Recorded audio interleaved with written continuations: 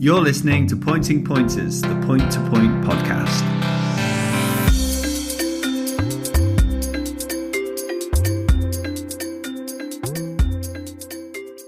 Good evening, ladies and gentlemen. This is episode 28, and we're nearing the end of the season, actually. And so we thought we've saved the best till last. We thought we'd roll out the big guns. And I'm pleased to say I'm not only joined by a previous member of Boyzone, Ronan Keating, but Zac Baker. Zac, how you getting on?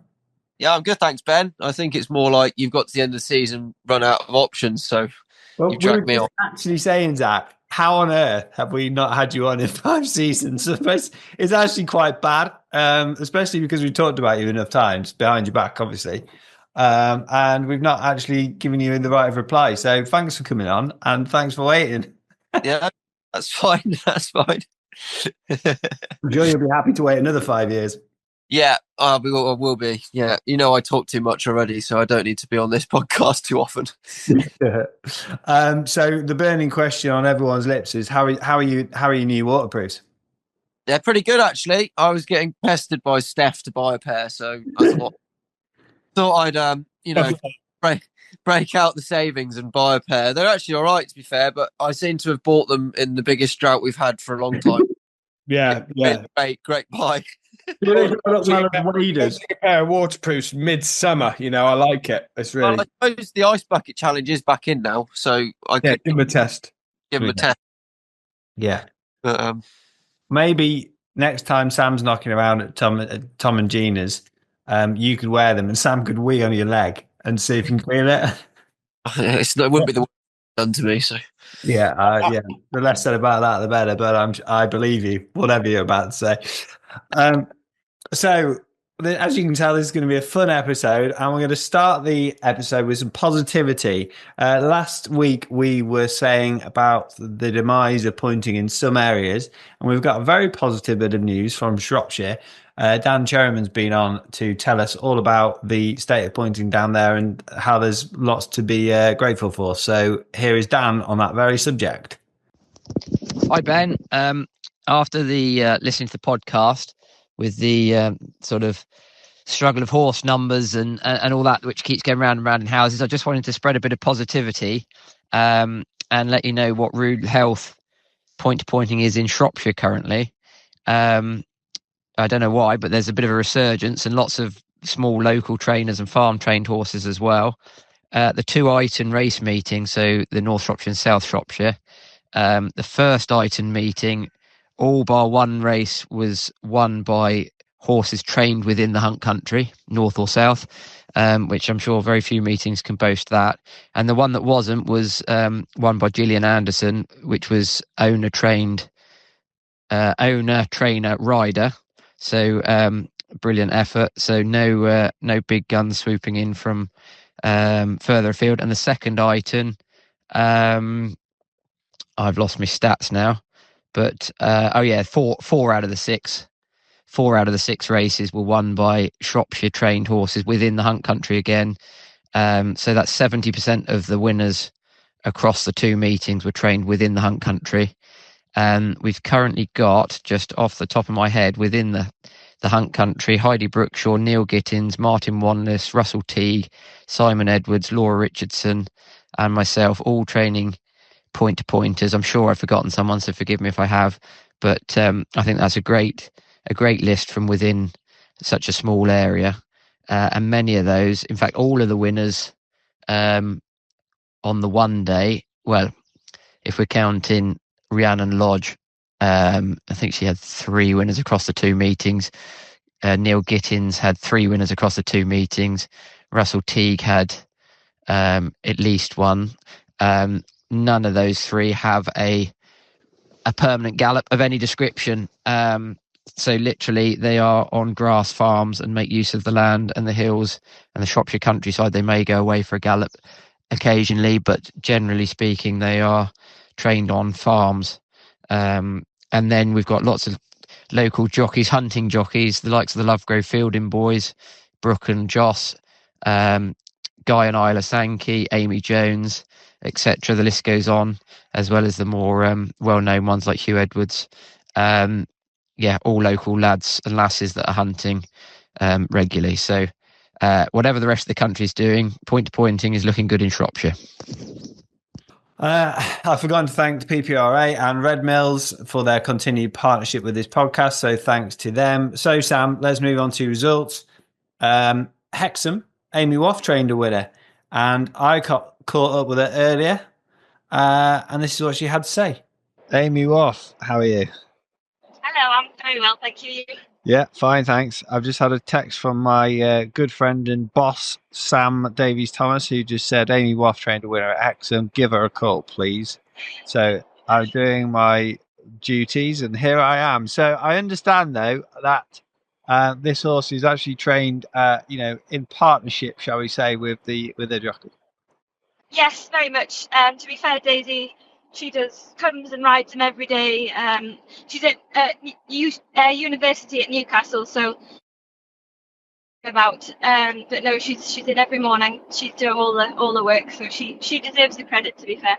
Well, that's very kind of you. So I mentioned you recently saying you've obviously been a point-to-point jockey, now doing really well as a professional jockey and training a few pointers. Is that something that, as you look to your future, that you can see yourself doing more of, whether it's kind of being more involved with your dad's license or training a few pointers in your own name? Is that something you fancy? I don't really know, to be honest. I enjoy the pointers.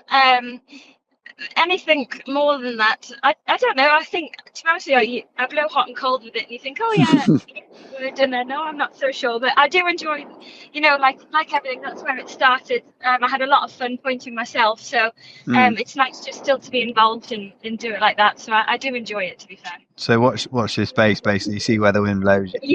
Yeah, basically, yeah. I remember talking to you, I think 2 or 3 years ago, about when you were riding a few winners pointing. So yeah, it must be longer than that. I spoke to you ages ago. I think I remember being on my drive ringing you, trying to get some decent signal or something. But anyway, we digress. How long was it since you rode a winner pointing? Well, I think I've had. This might be my. Will it be 3 or 4 years, maybe? You're supposed to be telling me, Amy, not the other way around. I'm not sure. I think it will be something like that. But no, I had a lot of fun when I was doing it anyway. So it stood you in good stead. We reshared your 200-1 winner the other day at Newcastle. Just come forth on that horse at Carlisle. So you're enjoying things under rule still. Very good year, and yeah, hopefully it'll continue, and I'll pick up a few more as we go on through the season. Oh, good stuff. Well, Amy, at least you don't have 50 Cent to worry about anymore, because I've near enough retired him. So I'll find some other yoke for you to ride. Don't worry. Oh well, he kept me on my toes anyway. So. Cheers, Amy. Good to speak to you, and we'll catch up with you soon. Okay, thank you very much. Bye. You had to get in there with 50 Cent, didn't you? You could not let this podcast go without mentioning your own horse's name. It's not about me. Well, it kind of is. I know you want to make it about me all the time, but look, you're on this podcast too, So what else happened at Hexham? Anything?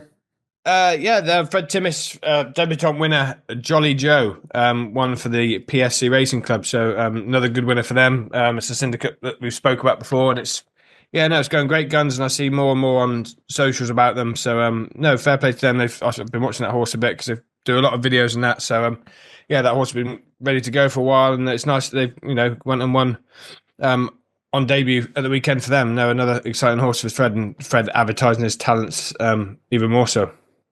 Yeah, absolutely. Zach, for our YouTube listeners and watchers, they're going to have a struggle to kind of get past that big finger of yours that's on the screen at the minute. Do you think you can move that? Oh, there we go. I'm sorry to inform you.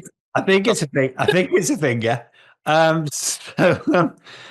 Shall we talk about Pepper Harrow, chaps? Yeah. Where were you this weekend, Zach? Were you at Pepper Harrow? No, I was just at Edgecote. The notes, Ben, where it says Edgecote Zac double. That's I know that, but there's 2 days to the weekend, Sam. Newsflash. Let's talk about Pepper Harrow first. You'll no doubt be across absolutely every race, Zach, anyway. But There was another double for Seb Mead and Varnum, which we love to see. And Precious Bounty won again. So Marina is now level with Clara, who only managed second up at Tabley on Sunday, Sam. Yeah, no. Obviously, we spoke to Seb last week, and he said he had looking forward to Pepper Harrow, and Rob Barnum's doing another clearing up again, so another double for him. And yeah, Precious Bounty, he's got 5 entries at the weekend as well. So they look to be pushing Marina to be a novice lady. So Clara, I see. I had a chat with Joe Priest early, and that they're going to run the horse at Clara Road at the weekend again at the weekend. This weekend come in, so fingers crossed it might be a good old tussle for the. It looks like they're both going to have one ride wherever they go. Or Precious Bounty, they could run him 3 times, I guess. Yeah, speaking of running horses, Inchydale Robin has now won 6 weekends on the bounce. Unbelievable. I wonder if that's ever. Jack, do you reckon that's ever happened before? No. It's won 7 this year, and it had a 2-week break after its first run. He had a weekend off. Lucky him after his first win. Bit of R&R for the lad. Yeah, just ease him in gently, and then boom, 6 on the bounce, 6 weekends on the bounce. Probably don't even have to ride him out. Well, I suppose, that helps. That and firm ground. It's a good effort on firm ground. It is, yeah. Have you ridden for Luke before? Only a couple of times. Normally, if James King gets lonely and needs me to ride one for him somewhere else, I'll have a go. But I've never ridden him a winner. I think that's James's job. So it seems to be. They seem to do a bloody good job of it as well. But yeah, and he's now joint leading horse with El Capitan, who won at Edgecote. So both of them on 7 wins, I think. So it'd be interesting to see if they. I'm sure Inchydale Rock, you can't give him a weekend off. No, he could actually be the equine version of that hardest geezer pounding the concrete for when the guy in crossed Africa. It's like that, isn't it? This guy just never misses a weekend of pounding the pavement. Never stops. Yeah. The hardest gelding, that's what we'll call the Instagram channel. We'll get it live for next week. Sam, otherwise at the weekend, Bratton Down. Oh, jeez. Do we need to talk about it? No, extremely poor turnout. Yeah. Isn't it next meeting? It's already been. So the next meeting there's already been called off. Yeah, this weekend's off, isn't it? Yeah, I see that. But yeah, what, £15 per person to get in, £5 a race card, 9 runners, 50p a horse. Yeah, I don't know where they can go with it this time of year with this extremely dry weather. It's not good. The only thing they can. Why don't have more meetings early on in the year if they want to have a few? I don't know. I don't know the ins and outs of it, but it's not looking very positive for Bratton Down, is it? On the face of it. Although, be really interesting to know if anyone can let us know how many people were happy to go in and basically pay that for what turned out to be a glorified picnic location. I bet there's quite a few that would just didn't even notice. I know that's not what any of us want, but like in terms of that element of a social gathering, I wonder how many people actually even noticed.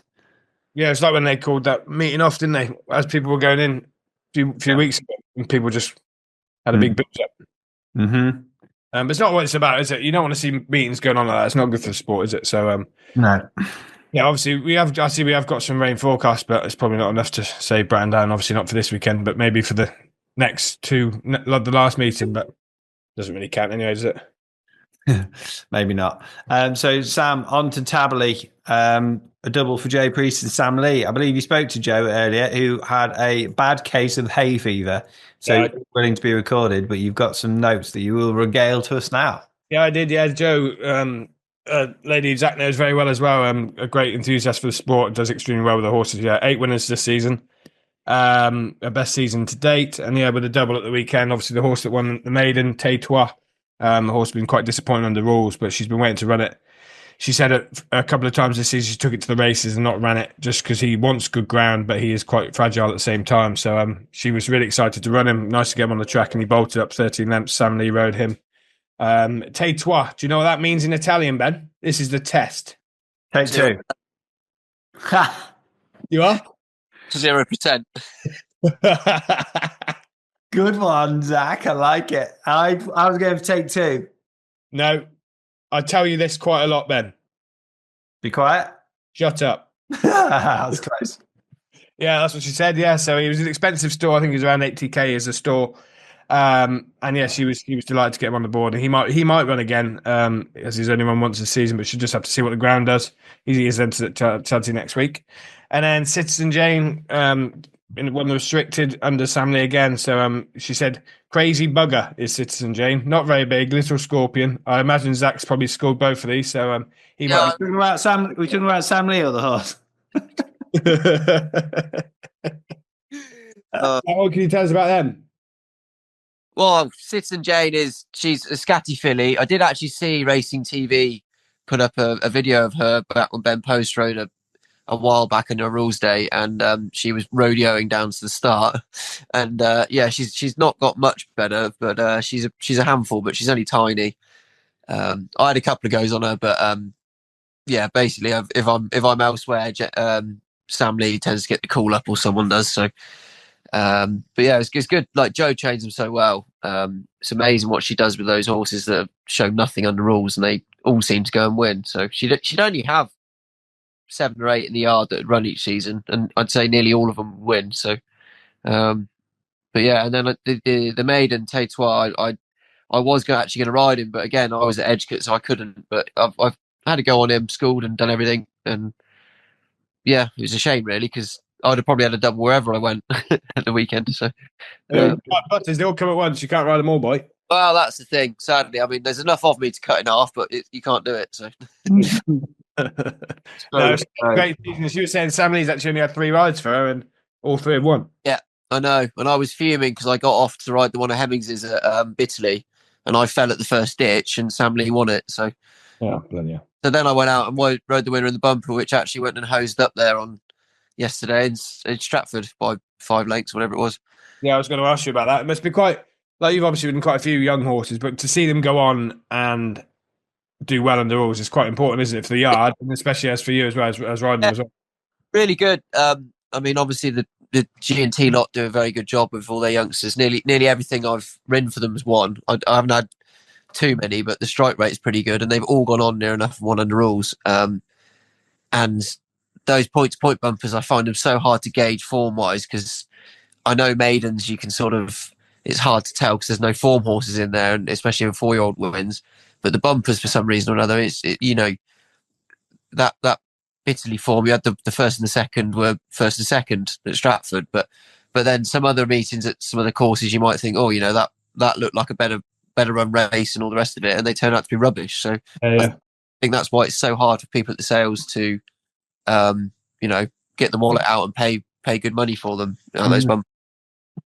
That was interesting, but point a note for the hard knocking punters out there. The horse that you rode, Zach, whose name escapes me, Le Chevalier.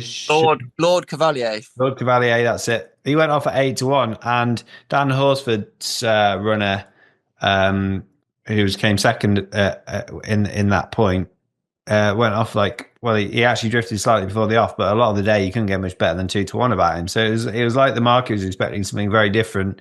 And yeah, Sheila Lewis just went off, and it was actually really impressive. And for a horse that you think would get a lot further, I thought it was really impressive. Well, he ran a very similar race when I rode him. He was green early, and then when he actually got his eye on the ball and lit up, I spoke to Callum Pritchard yesterday, and he said once he got the ball rolling and straightened up, he was just set sail. That was it. He was gone. Yeah. So, it did look very impressive. Yeah, it was very impressive. Got a bargain, really. 15 grand. She's got a right deal. I mean, it's a good job he's grey, because he wouldn't have got sold otherwise, because she loves greys, and that's the only reason she bought him, I think. So Unbelievable. Anyway, to Edgecombe, Zach, you had a double. Talk us through it, if you would. So Neil Diamond. What a great name for a horse, by the way. I agree with my Diamond Boy. It's brilliant, and like when they named him, I thought that's the name of a horse that's got to win, you know, first or second run, and he has. But he was quite a fragile horse the first season he was in training. He was going to run in the spring as a 4-year-old, and he just kept sort of getting ready to go, have an entry, and then he'd just go sore or a bit lame or a bit weak, just, you know, the week of running. And I think he held the record for that season for most entries of a horse to never run. I think it was like 24 or 26 entries, which works Yeah, out. being won by Bowden Town's lad, by the way. He's down lad, yeah. Yeah, it's 1,200 quid they spent on him, and he never ran. And then he ran a right race at Larkhill, and he got beat 5 lengths or so. But yeah, he just sort of half fell apart through weakness, and took him 18 months, or I think it was 500 and something odd days. And going into the race, I was thinking, well, Fran and Charlie, I think a lot of the horse and Fran and Charlie's have all come to form, so I couldn't discount him. I think he nearly went off. He was nearly favourite anyway. Yeah. So, and yeah, horses that have had plenty of runs this season, and he managed to, grind through it and still chin them. So that was quite impressive of him, really. And he's only going to improve. But I'd say, well, I hope they keep him in the yard. I can't see. I think his days of being sold are gone. He's had him too long, but I think he can progress through the race nicely. Picnic partnership, I'd say. Yeah, exactly. Well, they had him in his colours, so hopefully he can go through and end up being an open horse at one day. And then Glancing Hill, I've always thought so highly of him. Like at home, he can write character. That's a nice way of putting it. He's the only horse I know that you can go and school him up the lane there, and he can go as fast down to the fence and whip round and go as fast back the other direction in a split second. He's so sharp when he wants to be. But I was dreading it when I went and rode him that first time out. I thought, oh God, he's going to be looking at everything. But for some reason or another, he's just so professional on the track. On with it, and he kept knocking on the door, being second, third. And then, like, we sadly lost Bridget, his main owner, and she adored him. She rode him out every day, and that week, and luckily Jack and all the other people in the Walnut Hill sphere decided that they were just going to run him anyway. They all came for a day out, and of course he went and hosed up by a fence. Yeah. It was amazing that you came back in, and everyone was really, and to my shame, really, I wasn't aware of what had happened in the week, and I was thinking, why is it like this means a bit more than a win around Edgecombe, if you know what I mean? And I was a bit, and then I realised, and I was like, oh my God, it was a real big moment. There was so many of them. There was at least 30 of them there, and they were all like trying to get the picture. I don't think that didn't have enough zoom. Yeah, to fit them all in. And then of course, I said to Charlie, I said, I think he's a bit of a freak. I think passing glances can take a little bit of time in general. And I was like, if he goes and puts his foot forward like that in the restricted at the next meeting, nothing will beat him. And then of course he just did exactly the same. He went one by 10 or 20 on the bridle. Yeah. I think he's going to get an entry at Stratford in that restricted final. Oh, off the press. We'll come into that in a minute. We've got the Joe O'Shea challenge to talk about, so we can come to that. But that's exciting news. So yeah, no less. They'll have a crack at that for a bit of fun. It's remarkable the stories that horses can tell, isn't it? I know we sometimes we're doom and gloom about everything, but it's amazing what can happen. And this story is it's unbelievable, really. Yeah, it's lovely. Anything else, Zach, from Edgecut that you spotted? Anything that caught you? Well, I really enjoyed watching George Case win that novice riders final on Chantilly. Good one. We were supposed to remember that. That was not on our sheet, Sam, because we were both driving. It is. It's in my head, mate. Oh, well then. Well, Zach's done it for you. I knew we should have had him on 4 years ago. So, no, it was nice because George, sadly, in the week he lost his other horse, Wisecracker, who had a back after his previous run, and he was a bit on the back foot about it all. Anyway, so then he went out on Chantilly and hosed up. Outside of 3. So yeah, exactly. That's what the commentator said when I went to Woodford the other day, and he's like, "Thank you to our hunt staff. We haven't had a faller's day. They haven't actually had to do anything." And then that race 2 fell, and the outside of 3 went and won. He's saying it as they were canting to the start. I was like, no, he's giving them the curse. But yeah, no, it's good for George, and he doesn't get too many opportunities. So that was lovely. Yeah, and Edgecut, what was the ground like? I can imagine, they've done a good job as they can. I drove in at about 12 o'clock, and they'd given it another dose on the Bowser, and the tractor was just leaving. And I actually generally don't think it needed it. They probably put too much on, in my opinion. The home straight was lovely, but there was a couple of bits where it's a funny, like the water sits at the top of the hill going down to the ditch, and then along the bottom, obviously, because it's low lying ground, it sits along there. So they probably could have just left that last couple of loads, and it would have been sort of a bit leveler all the way around. But you couldn't really complain. It was safe as houses. Like I just said, it was good to soft. You say you can't complain, that you just complained. So I mean, Yeah, come on. Wow. You can't say too much in this podcast. You get told off. Right? Like say, oh, no offense, and then offend someone. It's like, well, there's no point in saying it. You know, it's like, Yeah. it's a good. It's a good. I don't mean to be rude. You're about to be rude. yeah. There you go. Yes, definitely. That was good. And then obviously your yard, Gina had a Mumbo Jumbo. He won again. He didn't come off the bridle, did he, this time? I said to Jean, I was like, was he hanging left? And she was like, no, they were going too slow for me. I just had to move about the way. Literally lobbed round on the bridle. And yeah, she's just, it was incredible. But he is a fairly handy horse. And he went for the easier of the two options. But yeah, just he's quite handy. He obviously didn't cope the last run, was it? And then, but yeah, like he'll be fun horse moving forward. Yeah, and Ben obviously wasn't there to do the talking this time. Lorna Hill took the reins. She obviously did a very good job. I've heard at Kingston she does a good job, so they'll be delighted they got her instead of Ben, I'm sure. Yeah, I don't That's know. great, isn't it? It'd be a tight finish on who to pick out of those two, I'd say. So, right, swiftly moving on then. We've got an announcement to make, Sam. Oh God, here we go. This could be painful, Zach. No, it's not. No, we're making some exciting changes to the layout of the forum. What? One listening, the forum, Sam. Oh, right. We're making some. Sam's pointing out that he doesn't have a bloody clue about this, Zach, because he has nothing to do with the forum. So yeah, we're making some exciting changes to the layout, basically. And on the weekend of the 31st of May and the 1st of June, well, really that first week in June, there may be some kind of access issues as we try and iron out some creases of the new way it's going to work. So we're working with the platform provider to make sure the upgrades are implemented as smoothly as possible. Sam, can you tell I'm reading this from the script that I've written myself? Yeah. Okay. Yeah. But we appreciate your patience as we make the transition. Any questions or problems, please do get in touch. And that email again, Sam, that I gave out last week, benjaminatkins@mac.com, and I will forward it. Did you get many emails? Someone that can actually help you. Say again? Did you get many emails? No, I didn't get any, but I got That's good. we got that voice note from Dan Cherriman, which is arguably much better.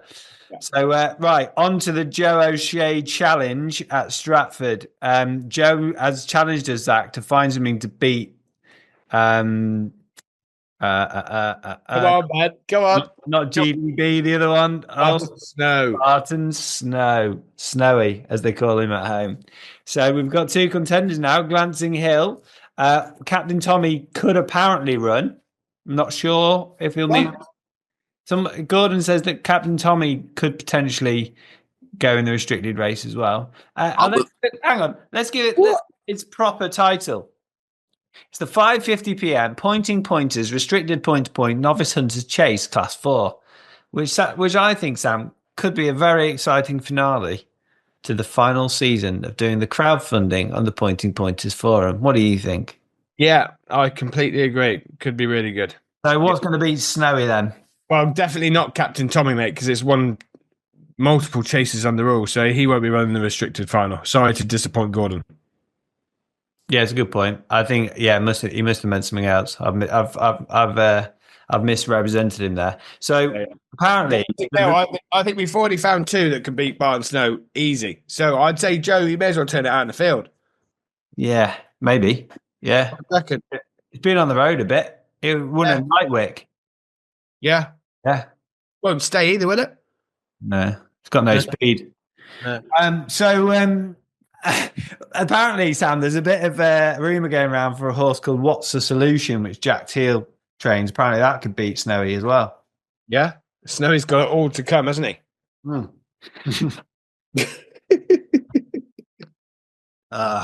It's good fun.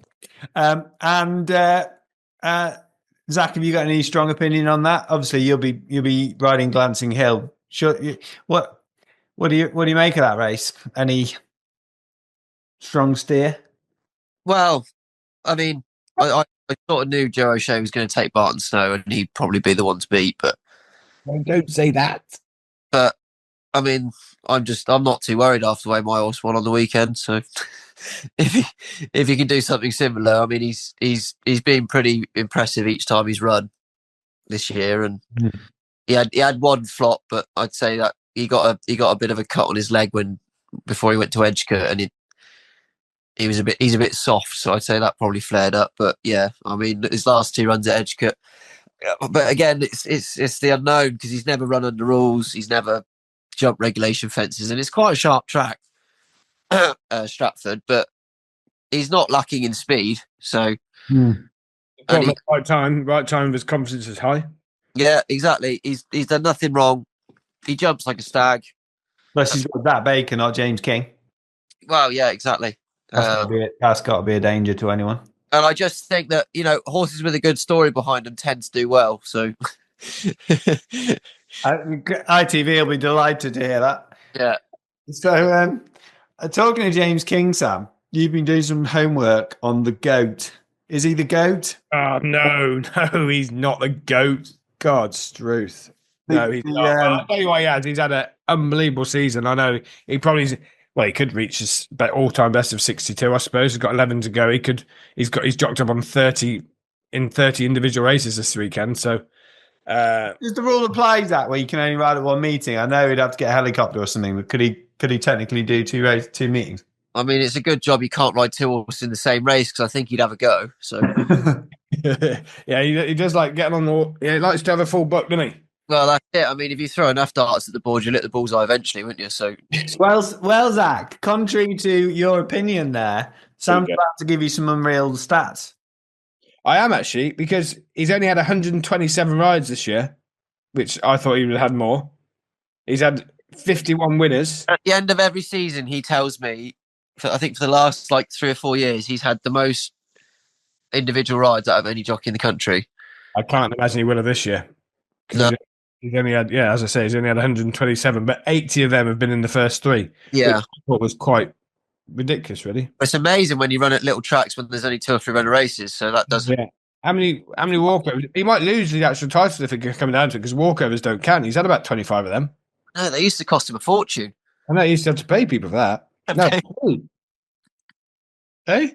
Unbelievable. Oh, James, if you're listening, get on the blower to that Zach and give him some hassle. But yeah, no, again, he set his store early, didn't he? And, Josh just took him right down to the wire. But I think that looks out of sight now for Josh. He'd have to concentrate on the trainers. Aiming more for the trainer's title now, which I think we'll get. Yeah, I think that's probably looking likely for him as well. 3 ahead of Gina, isn't he? Is that right? We're running a bit low on ammunition this end of the season, so it's good. It adds to what's it like around the yard? Does it add tension, Zach, or does it make it a bit more tense around the yard, or is it just kind of makes it a bit more interesting? I mean, it's not really no different, I'd say. I mean, Gina might be at home; she might get a bit wound up, but nothing comes out in the yard. I mean, pressures for tyres and fat ladies' ankles, isn't it? So. Too right, mate. Too right it is. Talking about the yard, what is it like to work? Obviously, you've been there, 2 seasons now? 3, coming into 4. Is it, yeah? Yeah. The furniture now? Absolutely flown past. I think I've got the job title of Clerk of the Estate. Yeah. Does that make you and Dave England the 2 joint longest employed members of staff there? Or Dave lasted about... Dave England was there for 3 months, mate. Not even that. No, 3. I know. That was a joke. That was his joke. Right. I had him a broom on the first day. And he looked at me like I had 3 heads. What's that? I can't even spell broom. You actually have to work. No, Joe. Yeah. So working for them, obviously, they're 3 extremely competitive people. And you're obviously at Nigel's for a while, and obviously that's a big family operation as well. What is it? Give us a bit of honest insight about working there. What's it like? Well, Jack does a lot of the sort of. He does the lot list and what they do every day. And then Gina is very, she does the feeding every morning and basically rules the roost of how the yards run. So everything is kept very tidy and clean and it's all done very neatly. So it's, a good place to work like that. You don't get covered in muck all day and everything. So it's all been laid out really well. So it's efficient and fast, and horses are happy. And then like Thomas is sort of oversees it all. He'll do a lot with the race planning with Jack and Jean, and they all sit down, I'd say, at the beginning of the week in the house there and map out where they're going to enter horses. And I think Thomas needs to invest in a Bluetooth earpiece because he's going to get a crick in his neck because he drives around in the tractor like this all day. On the phone. Just on the blower all the time. And then he speaks, dude. He hasn't rang me for a while. Yeah, I know. He just says it's business, to be honest. Yeah. Yeah. So is that the police? No, What crime? no, not this week. But no, you enjoy it then? Yeah, no, it is, and it's a bit of everything really. You got it's not just the horses. They got it's quite a big farm. I know that he's contracted most of it out, but we still do our own hay and straw, and there's no end of jobs to do. And they try and keep a tidy place. So there's always fun jobs I can go off and do. Get me out of the garden. And hopefully a new gallop going in. Yes, that's the next big thing. The planners for the council are amazingly efficient at telling you when you're okay or not. So it's been delayed a couple of months, but really we'll be getting onto that this summer. Hopefully it'll be in by the start of the pointy season next season, I'd say. Hopefully that'll be the main aim. But yeah, that will be a massive string to the bow because having to take horses away to Edgecombe twice a week isn't fun.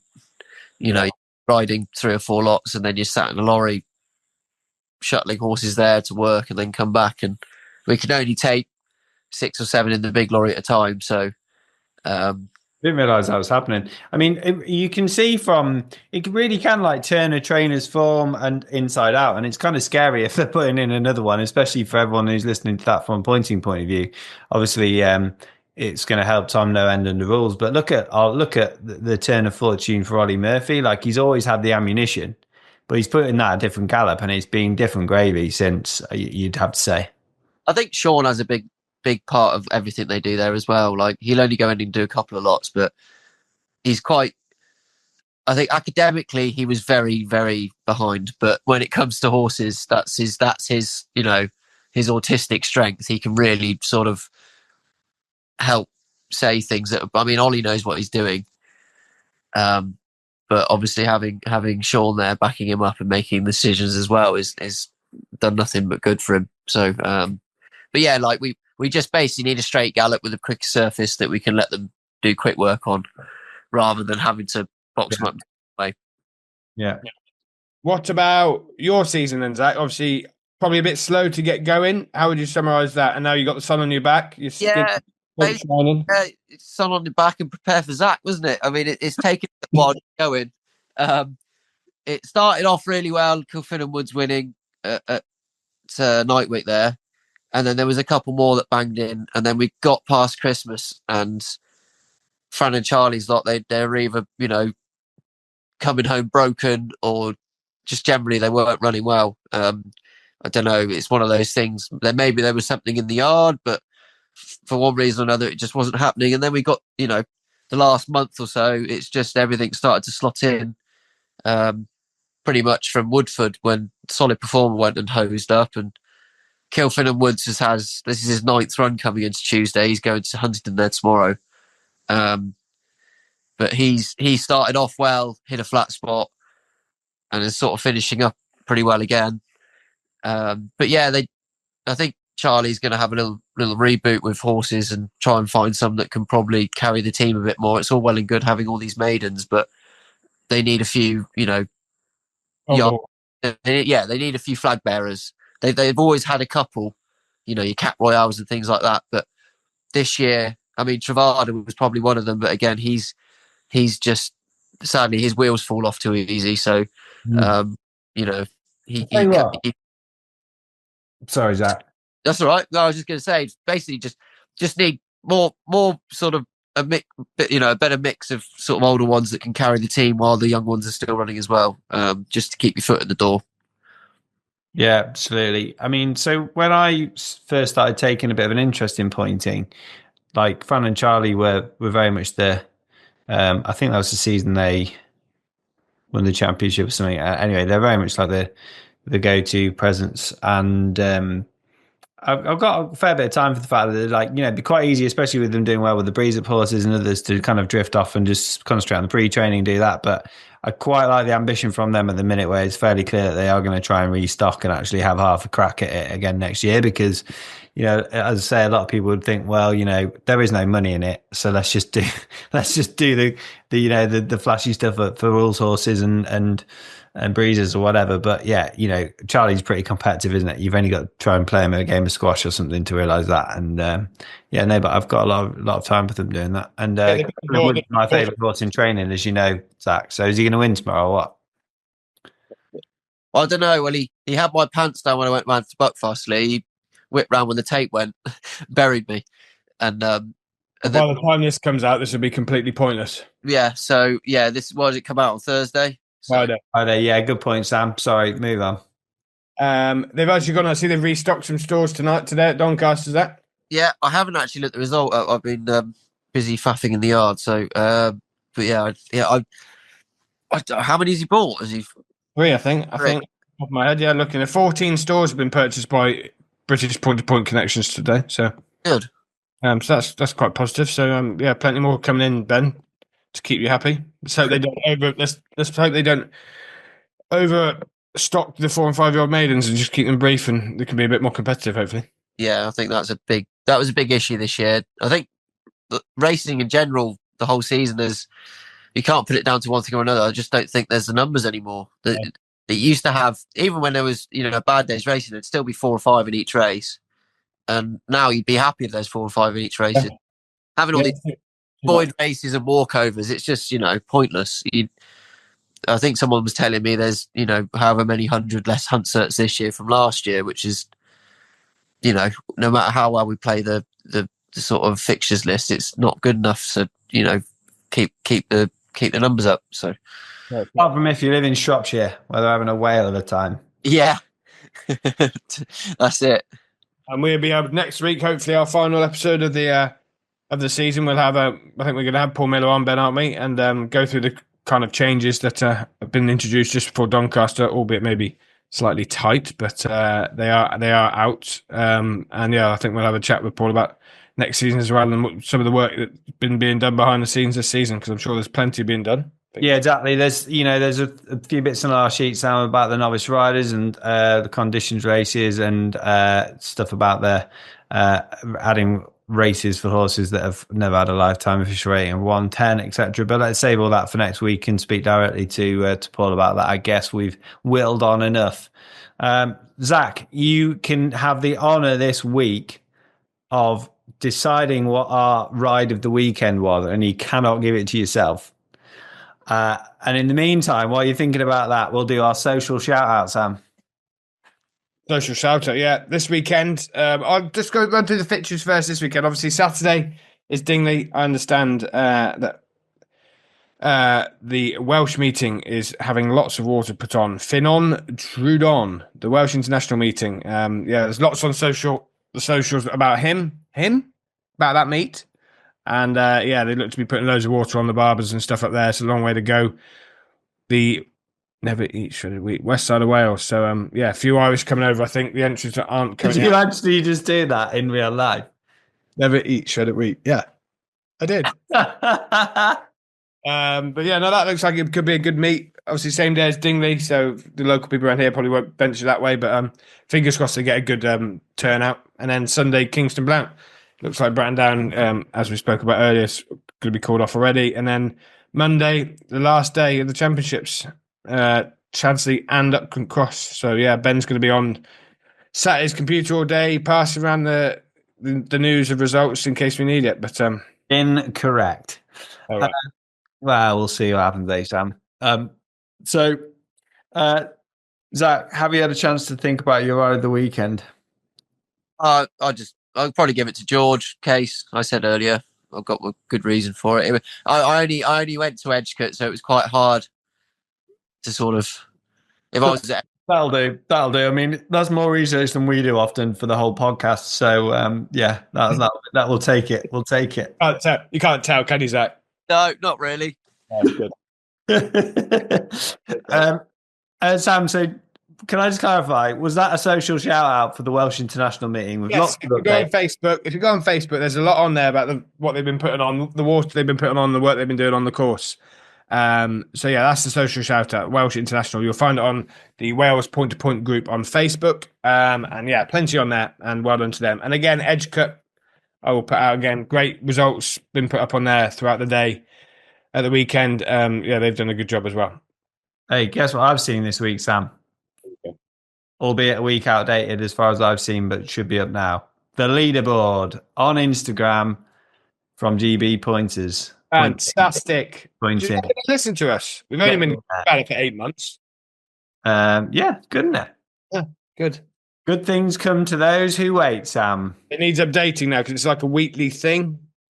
Don't be that guy. Come on. By the time this goes out, it'll be sorted. So Yeah. Is there any other business, chaps? Anything you want to talk about? Get off your chest, Zach. Carte blanche. Not really. Good. Time to go and celebrate, Zach. Yeah, exactly. We're already an hour and 10 into it, mate. Sorry. Jeez. I told you 6 o'clock. It's now 8 o'clock. But, we've had fun, haven't we? Mainly my fault because I can't remember the last time I did a Zoom call. Or when you tried to boot up your computer. I can't remember the last time someone booted up their computer. Yeah, no, yeah, it's that's terrible. But yeah. Sam, anything else you want to cover, my man? No. Good luck to everyone for Monday. Chaz and Corbett last day. Fingers crossed everyone comes home safe. And I cannot wait to see Inch Daily Robin. 8 weekends on the bounce. Get up.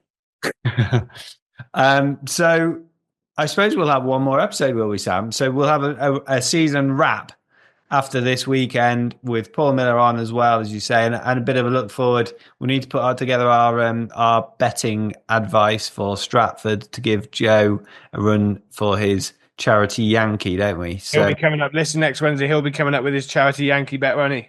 yeah, we better have him on, actually. So something for you all to look forward to next week. Paul Miller and Joe O'Shea. In fact, why don't we arrange a Zoom call? Yeah, it's arrange a Zoom call, and then we'll start the call. We'll just put it on mute and put the camera off and press record. See what happens. The first 10 minutes, yeah, it'd be like a social experiment where they just put 2 people in a room and see what happens. That will be fun. We'll do that. So come back next week for Paul Miller and Joe O'Shea live. That's it. We're done. Over and out. We're done. Yeah, mic drop. That's it. See you next week. Thanks for coming on, Zach. You've been great. Anytime. Shame I had to wait this long. Yeah, it is really. You won't have to wait this long again, I can promise you. If we're ever back. Are we back? Are we back next season, Sam? Are we? Find out more next week. Goodbye. You're listening to Pointing Pointers, the Point to Point podcast.